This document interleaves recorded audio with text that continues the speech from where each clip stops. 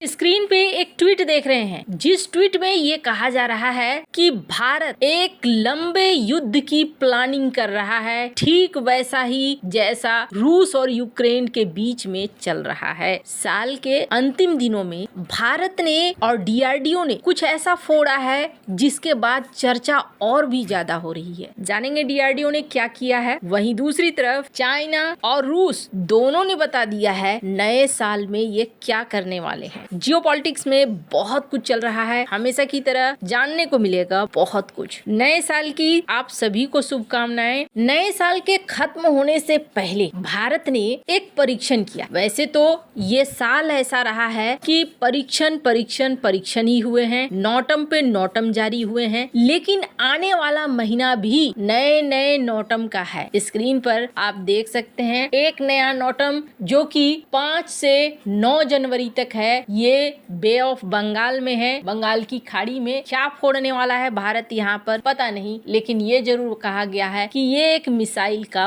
परीक्षण होने वाला है। इसके अलावा एक नोटम और दिख रहा है, 6 से 7 जनवरी को एक युद्धाभ्यास होना है इंडियन एयरफोर्स का, जो पाकिस्तान के बॉर्डर से लगते हुए है। इसके अलावा 20 से 21 जनवरी को एक युद्धाभ्यास होना है जो यहीं पे होगा। नो फ्लाई जोन घोषित कर दिया गया है और इंडियन एयरफोर्स यहाँ तैनात रहेगी। अब ये पाकिस्तान की धड़कनें जरूर बढ़ाएगा। क्योंकि इस वक्त जो हवा चल रही है वो हवा युद्ध की हवा है। अब मैं ऐसा क्यों कह रही हूँ, स्क्रीन पर एक आर्टिकल देख रहे हैं, राष्ट्रपति पुतिन, इन्होंने नए साल की शुभकामनाएं दी, लेकिन नए साल की शुभकामनाओं के साथ इन्होंने ये भी बता दिया कि आने वाला समय लंबा युद्ध चलेगा और यूक्रेन मामले में हम झुकने वाले नहीं हैं। देश को संबोधित करते हुए इन्होंने कहा कि मुझे विश्वास है कि रूस ही जीतेगा यूक्रेन में, भले ही ये संघर्ष एक और साल तक खींच क्यों न जाए। अब इससे एक चीज तो समझ में आ गई कि रूस एक और साल की प्लानिंग लेकर बैठे हुए हैं। पुतिन ने कहा कि हमें आप पर और हमारी जीत पर विश्वास है। पुतिन का नए साल का संदेश ऐसे समय में आया है जब ट्रंप और जेलेंस्की ये चाह रहे हैं कि ये जंग खत्म हो। अभी रूस ने यूक्रेन के लगभग 20% इलाके पर कब्जा कर लिया है। लगभग रोज मिसाइल और ड्रोन हमले हो रहे हैं जिसके हजारों नागरिक मारे गए हैं। ऊर्जा और दूसरे जरूरी ढांचों को निशाना बनाया जा रहा है। इस बीच ट्रंप कोशिश कर रहे हैं कि ये युद्ध रुक जाए और किसी तरीके से नोबेल पुरस्कार उन्हें मिल जाए। ये पुतिन का हाल है। वहीं अगर शी जिनपिंग की बात करें तो इन्होंने भी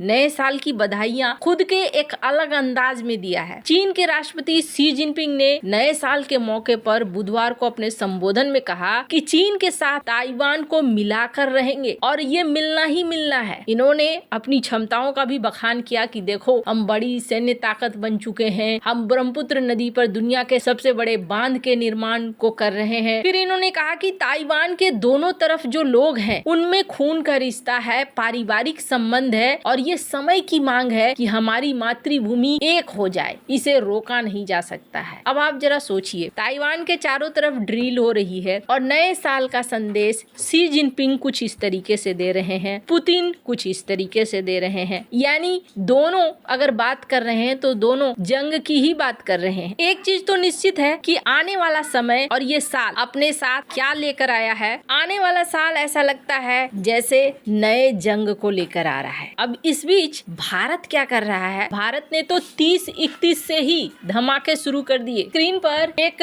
नोटम देख रहे हैं, ये नोटम था 30 और 31 के लिए, दिसंबर के लिए, जहां क्या फोड़ा गया है। स्क्रीन पे एक आर्टिकल देखिए, भारत के सीडीएस अनिल चौहान ने हाल ही में एक इंटरव्यू दिया था और इस इंटरव्यू में इन्होंने क्या बोला था। इस इंटरव्यू में इन्होंने कहा था कि भारतीय सेना को तैयार रहना चाहिए, छोटा युद्ध हो या फिर लंबा युद्ध हो, दोनों तरह के युद्धों के लिए तैयार रहना चाहिए। इस बीच ये भी देखने को मिल रहा है कि भारत ने बड़ी कामयाबी हासिल की है। उस कामयाबी के बारे में बात करने से पहले इतिहास को जरूर जाने। एक समय ऐसा आ गया था जब भारत बुरी तरीके से फंस गया था और भारत के पास गोला बारूद की कमी हो गई। और ये युद्ध कौन सा था, ये 1999 का कारगिल का युद्ध था। कारगिल का युद्ध तो खुद में बड़ा टक्किल वाला युद्ध था, क्योंकि दुश्मन ऊपर पहाड़ की ऊंचाइयों पर बैठा था और भारतीय आर्मी नीचे थी। इसमें जो रेशियो बनता है, ये रेशियो बनता है 9-1 का, यानी ऊपर बैठा सिपाही नीचे से आ रहे 9 सैनिकों को मार सकता है। अब ऐसे में में अगर आपके पास गोला बारूद की कमी हो जाए तो फिर युद्ध की भयानकता और ज्यादा बढ़ जाती। और ऐसा ही हुआ था 1999 में। 3 हफ्तों में ही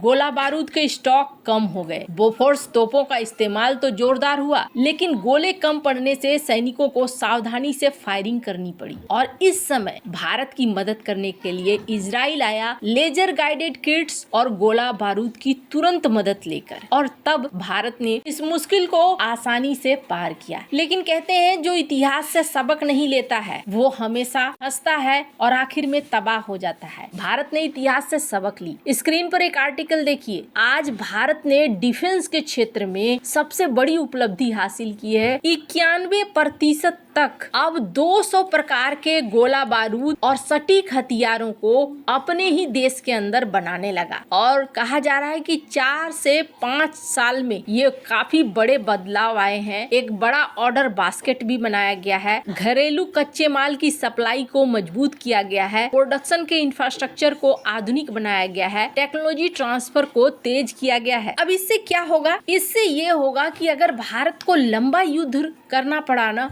तो भारत को किसी दूसरे को देखने की जरूरत नहीं होगी। अपने ही देश में गोला बारूद बनेंगे और फिर युद्ध लंबा हो या छोटा हो लड़े जाएंगे। इसके अलावे डीआरडीओ ने 30 और 31 को क्या फायर किया जिसकी चर्चा हो रही है। डीआरडीओ और इसरो दोनों ही कमाल कर रहे हैं। इधर बीच इन्होंने सबसे पहले तो उड़ीसा के तट पर एक ही लॉन्चर से 2 परलय मिसाइलों का सफल सैल्वो लॉन्च किया। अब ये क्या चीज है? अगर एक ही टारगेट पर हमें 2 मिसाइलों को फायर करना है तो फिर इस सिस्टम का इस्तेमाल किया जाएगा, क्योंकि इसका मतलब है एक ही लॉन्चर से जल्दी जल्दी 2 मिसाइलें दागी जाए। ये दुश्मनों के खिलाफ काउंटर अटैक क्षमता को मजबूत करता है। रक्षा मंत्री राजनाथ सिंह ने इसको एक बड़ी उपलब्धि बताया और कहा कि ये दिखाता है कि हम तत्काल तैयारी के लिए भी रेडी हैं। भारत में सैल्वो मिसाइल लॉन्च आकाश के साथ भी किया गया था और अब परलय के साथ भी। ये साल बहुत ही महत्वपूर्ण रहने वाला है। आपको क्या लगता है? कमेंट कर अपनी राय जरूर बताएं। जल्द मिलते हैं अगले वीडियो में नई खबर के साथ।